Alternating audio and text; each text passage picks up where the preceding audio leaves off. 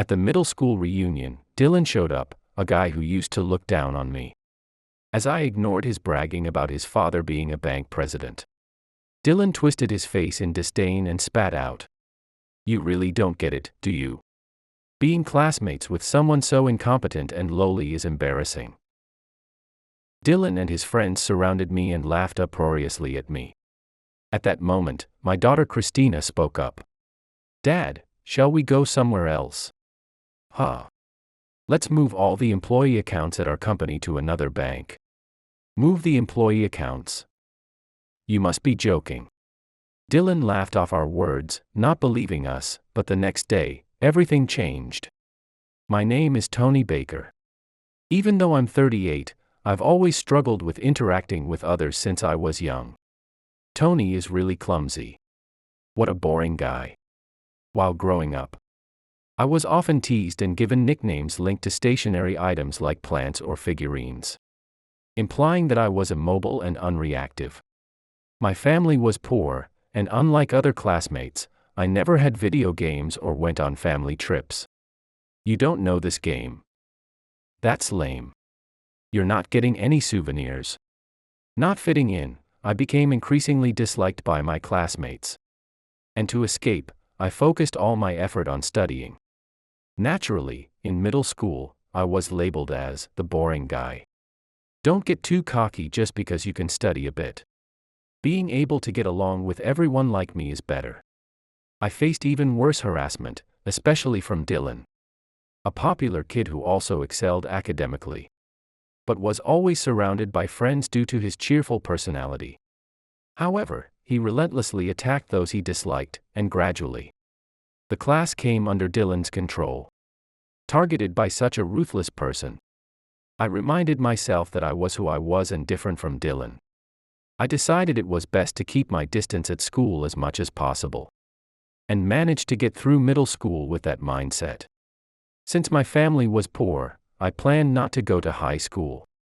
However, encouraged by my teacher and parents, I was persuaded to at least finish high school, and managed to pass the entrance exam for a prestigious school in the next city.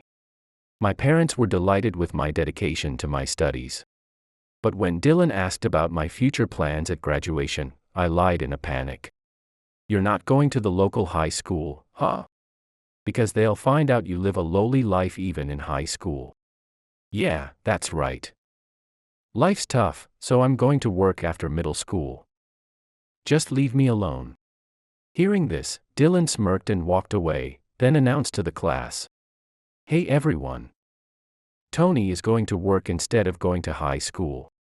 Dylan's continued laughter was typical of his unpleasant nature. But I was relieved to finally be free from the harassment. Almost happy that they believed my lie. "Let's take a group photo." While friends happily took photos and exchanged contacts, no one approached me as I left the classroom alone. I had no fond memories of middle school, but I hoped to build better relationships in high school, excited for new beginnings. In high school, no one mocked me. "Let's hear your opinion, Tony." Me. "Yeah. Your answer earlier was interesting." Surprised to be suddenly addressed, I felt immensely happy. Just a simple question meant so much. Gradually, I became friendlier with my classmates, shaking off my past loneliness and enjoying high school life. Then a youthful encounter came my way. After school, while I was asking a teacher a question, Angela from my class, intrigued, approached me. "Tony, you always ask the teacher questions, right? Can I join you next time? I'm scared to go alone." "Sure, that's fine." "Really? Great." When I agreed, Angela, still a bit nervous, gave me a sweet smile. It seemed she was worried about falling behind in her classes, as she had barely passed the first midterm exam since entering school. Lacking the courage to go into the staff room alone, she had been unsure of what to do. I was impressed by her and started helping her with her studies. "Thanks for today." "Sure, see you tomorrow." As we continued our study sessions, I fell hard for Angela. I decided to confess, but timing was tricky. Angela had approached me to improve her grades. So I didn't want to burden her with my feelings. I planned to confess on a day our study sessions showed some success. A few days later, Angela received her term test results, blushing with joy. Her scores were well above average. "It's all thanks to you, Tony. You worked hard, Angela." She smiled happily but then began to tear up. "My parents said if I ever failed a test, they wouldn't let me go to college. Thanks to you, I can keep trying. I didn't know you were dealing with that." Surprised by her circumstances but relieved she could continue her studies, I said, "If you're okay with it, let's keep studying together. I'll support you through graduation. Will you go out with me? Not just with studies, I want to support you in life too. I'll cherish you forever." I chose that moment to confess, nervously awaiting her response.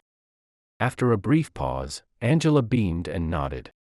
"If you're okay with me, yes, I'll go out with you." Overjoyed, I almost jumped with happiness. Surprised by the intensity of my own emotions, I looked forward to continuing high school life with Angela. After that, we led a fulfilling school life, both studying and having fun. On graduation day, it was hard to say goodbye to all my classmates. But we took many commemorative photos together. The emotion I felt was something I never experienced at my elementary or middle school graduations, and I found myself tearing up a bit. Angela, surprised, came closer to comfort me. In middle school, I didn't have good memories like this. But in high school, I was blessed with great friends. I shared my past experiences, and Angela, tearfully gripping my hand. "I didn't know you had such a tough time, Tony. Let's make lots of good memories from now on." True to her words, we both attended the same university and started living together when we found jobs. A few years later, we got married and were blessed with a beautiful daughter whom we named Christina. Angela and I showered Christina with all the love we had. Now, she's already in middle school. One day, when I brought Christina back to my parents' house, I was told that there was a letter from a classmate. It was an invitation to a middle school reunion, and I immediately marked it as "will not attend." I would be happy to show my face at a high school reunion. But to be honest, I don't have fond memories of middle school. However, my parents urged me to go, saying it would be nice since I was visiting anyway. "Angela must be tired from work and taking care of Christina every day, right? Why don't you and Christina stay over the night before? And remember, your classmates have grown up. They're not the same people they were back then." Christina was happy to know she could stay at her grandparents'. Perhaps their real intention was to spend time with their granddaughter. Thinking this over, I decided to attend the reunion and stay at my parents' house the night before. "Send my regards to your father and mother. Take care." "Yes, you too." On the eve of the reunion, Angela saw Christina and me off, and we headed to my parents' house. My parents took care of Christina, allowing me to go to the reunion venue the next day. Then, my parents suggested they would come to pick me up after shopping with Christina. "While you're at the reunion, Christina and I will go buy some clothes. So, we'll pick you up on the way back," they said. Thus, I asked my mother to pick me up and stepped into the reunion venue. "Isn't that Tony? Long time no see." The venue was filled with familiar faces. Memories of middle school rushed back, instantly causing my stomach to churn. But unexpectedly, everyone was kind to me. "I'm sorry for the way I treated you back then. I've come to realize how awful I was." "No worries, it's all in the past." It seemed my classmates had grown up and recognized their past misdeeds. I found myself forgiving them more easily than I had thought possible. We had all matured. However, some people hadn't changed at all. Look who decided to show up. Dylan, surrounded by his group, approached me as soon as he spotted me. He quickly came over and suggested we talk outside. I hesitated for a moment but then reconsidered. I wasn't the same person I used to be. "Okay, but let's make it quick." The classmates looked on anxiously, but no one intervened. It was clear that even as adults, this group was still under Dylan's sway. You managed to show up despite being a low-life dropout. Dylan sneered as we stepped outside. I'm on track to become a bank president because my dad is the head of the bank. You wouldn't understand that world, being a lowlife. Dylan seemed to enjoy belittling me as much as ever. I simply nodded along, not taking his words to heart, when he burst out laughing. To think you're showing such disrespect to a future bank president. You really don't get it, do you? Being classmates with someone so incompetent and lowly is embarrassing. He laughed, mocking me with his friends. Disgusted by their childish behavior, I sighed heavily. Are we done here? I'm about to leave. No, let me teach you about the upper-class lifestyle since I'm here. Dylan persisted, following me persistently. Just then, I heard a small car horn. Looking over, I saw a familiar car parked at the curb. Dad, we're here to pick you up. Christina jumped out of the car, running over to hug me joyfully. My mother waved from the driver's seat. Did you find some nice clothes? Yes. Grandma said they look great on me. Christina beamed with a wide smile. As I patted her head, a stunned voice came from behind. What? You have a child? And you're married? Dylan had been listening to Christina and me. His eyes widened as he looked back and forth between Christina and me. Yes, thanks to that, I have a family now. Since you're the son of a bank president, Dylan, you must be married, too. I asked innocently, but Dylan turned red, perhaps feeling mocked. I don't need such burdens. I'm an elite banker, focused on advancing my career, he retorted. It was Christina, who had been listening quietly, who reacted to those words. So you're the son of a bank president. That's impressive. But my dad is even more impressive. He's the president of a large corporation. What? Surprised by Christina's innocent words, Dylan stared at me in astonishment. I scratched my head, troubled by her unintentional revelation of my profession. Christina, you didn't have to mention that. Huh? But he didn't seem to know how great you are, Dad. I wanted to tell him. Plus, Mom is also a president of a different company. And I wanted him to know our family is amazing. I never expected her to mention my wife's profession as well. In fact, Angela's father, who is my father-in-law, is the president of a major corporation. Being his only daughter, Angela received a privileged education from a young age. Because of this, she was always expected to excel academically, which motivated her to study diligently through college. And now she has started a small subsidiary company. After marrying Angela, I took over as president of the corporation a few years ago when my father-in-law fell ill. However, such details didn't need to be shared with Dylan. I was about to cover Christina's mouth in haste, but before I could do so, Dylan, with bloodshot eyes, raised his voice at me. What does being a president mean? You're probably just the president of a debt-ridden, third-rate company. Don't brag, you foolish girl. Dylan yelled at Christina, who then quietly looked at him and said something unexpected. You work at H-Bank, right? What's wrong with that? Hearing Dylan's response, Christina looked up at me. Dad, shall we move them? Huh. Let's move all the employee accounts at our company to a different bank. Christina stated firmly and then gave Dylan a sharp look. This man ridicules you, Dad, and acts childishly despite being an adult. I dislike him. We can't trust a bank that employs someone like him. If we transfer all the employee accounts, it could really teach him a lesson, right? It might work, but I was taken aback by Christina's sudden suggestion and couldn't immediately respond. Dylan then approached us arrogantly, arms crossed. I've been listening. Moving employee accounts. You should save your jokes for when you're asleep. A father and daughter, both inept and lowly, it's just sad. Dylan clearly didn't believe that I was the president, or that I could actually transfer the accounts. His condescending attitude infuriated me, but it also shifted my thinking. especially since he was insulting not only me but my daughter, whom he'd just met. Joke or not, why don't you check for yourself? I've decided. Tomorrow, I'm canceling all the company's accounts. I smiled wryly and faced Dylan squarely. But Dylan still looked down on me, grinning smugly. Don't put on airs. You're a dropout, aren't you? Running a company is obviously impossible for you. Don't make empty boasts in front of your child, it's just pathetic. It's neither stubbornness nor pretense. If you're curious, you can check at the bank tomorrow. I replied calmly, yet Dylan continued to smirk dismissively. Even if you were the president, your employees are probably just a handful, right? Moving a few accounts won't bother our bank at all. Dylan seemed to wish to believe that even if I were a president, it wouldn't be of any substantial scale.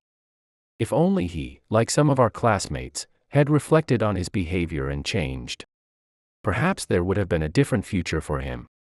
But as I watched Dylan smugly leaning back, my decision was set. Then our conversation is over. I'm looking forward to seeing what happens tomorrow, Dylan. With that, I turned my back on Dylan and his group, took Christina, and got into the car. Dylan laughed until the end, still disbelieving our words. But the next day would change everything. The following day, I visited H Bank near my parents' house with Christina. Suddenly, an out-of-breath Dylan appeared. He must have been urgently called from his branch. With sweat on his forehead and his tie askew. He looked pale as he alternated his gaze between Christina and me. The one who raised his voice at Dylan was the bank president, Dylan's father. What have you done? Upsetting a major client, are you out of your mind? Earlier, I had told the bank that I would cancel all the company's employee accounts upon my visit. The president hurriedly pleaded to stop the cancellations. When asked why, I frankly shared last night's encounter with Dylan. The president then asked me to wait until Dylan could apologize himself. Summoned, Dylan was pale but still doubtful. This guy runs the large corporation Angela. And he's canceling the accounts for all 100,000 employees. Is there some mistake? It's 100,000 employees, plus 200,000 including part-time and contract workers. Despite being reprimanded, Dylan still seemed unconvinced. I've greeted Angela's partners several times, but I've never seen this guy. It's always been representatives who came, you wouldn't have known. But no matter how well you know someone, that kind of behavior is unacceptable. He insists on canceling all the accounts. If this continues, the bank could collapse. My position is at risk. Seeing the president's ashen face, Dylan seemed to finally grasp the situation. Amidst this, I spoke to Dylan. Now do you see this isn't a joke? A bank with employees like you deserves to fail. As a banker and a person, you need to reflect and improve.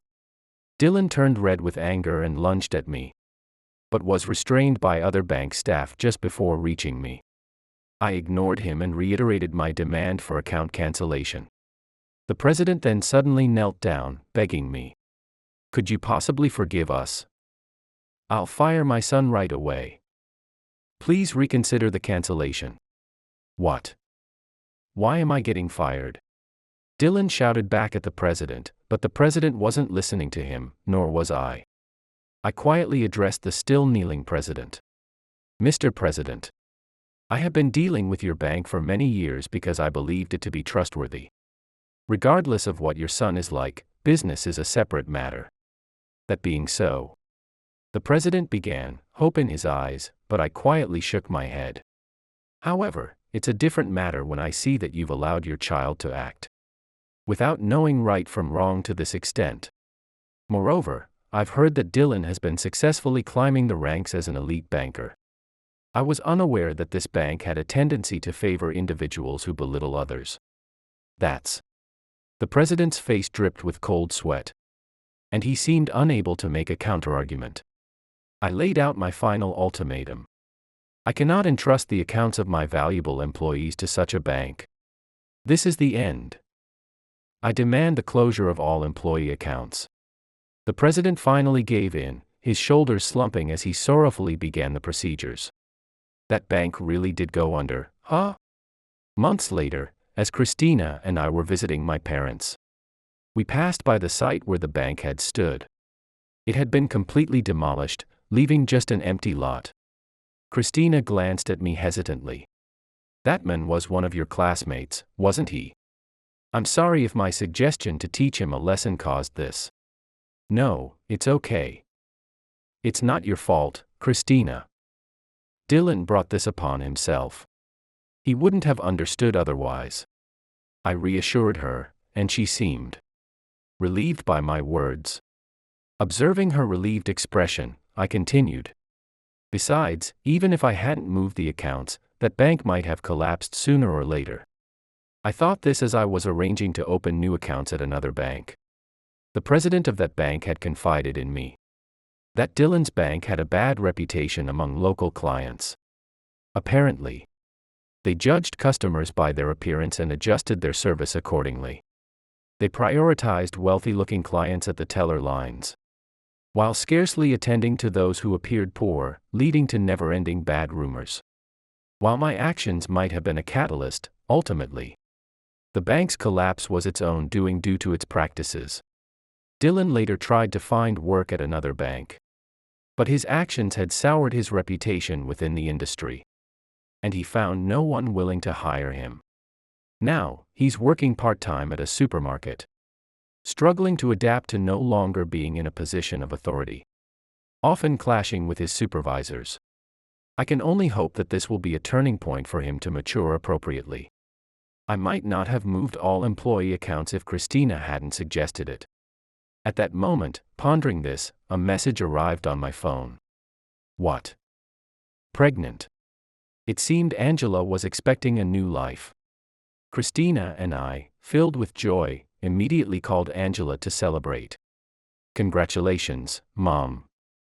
Is it a brother or a sister? We don't know yet if it's a boy or a girl. Either way, I'm happy. I'll work even harder for our family. I knew Christina would get along well with the new baby. Thinking of our soon-to-be family of 4, I smiled quietly.